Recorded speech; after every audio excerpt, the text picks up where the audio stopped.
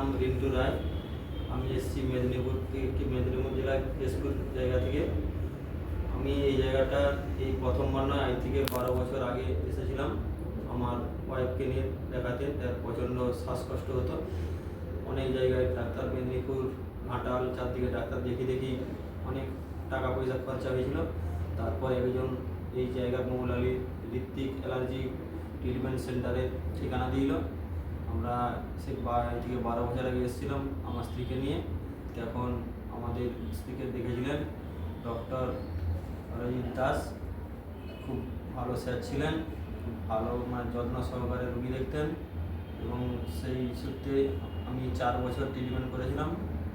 আমার স্ত্রী তখন সুস্থ প্রায় হয়ে গেল। তখন ডাক্তারবাবু বলেছিলেন যে যেহেতু মায়ের এই রোগটা আছে, তোমরা এখনও বাচ্চা এখন লাওনি, বাচ্চা নেওয়ার পরে একবার বাচ্চাটাকে এনে ট্রিটমেন্ট করে নেবে, কারণ বাচ্চার ওই রোগটাও থাকতে পারে।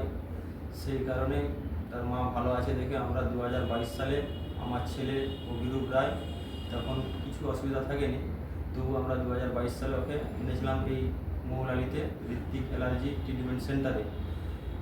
তারপরে 1.5 বছর ট্রিটমেন্ট করার পরে অসুবিধা যখন কিছু নাই, যাতায়াতেরও অসুবিধা, গ্রাম থেকে আসতে যেতে টাকা পয়সার আমরা বন্ধ করে দিই।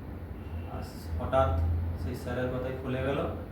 আর 4 মাস আগে আমার ছেলে অভিরূপের আবার শ্বাসকষ্ট শুরু হলো তার মায়ের মতো।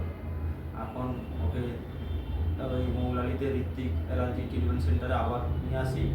এখানে এসে সৌরভ দাসকে দেখানো হয়।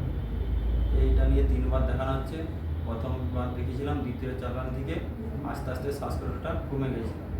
এখন শ্বাসকষ্টটা সারাদিনে একবারও হয়নি। স্যার খুব যত্ন সহকারে রুগী দেখেন, আমার বাচ্চাকে খুব যত্ন সহকারে দেখেন। এইটা নিয়ে 3বার আসা হচ্ছে এবং ট্রিটমেন্ট খুব ভালো করে।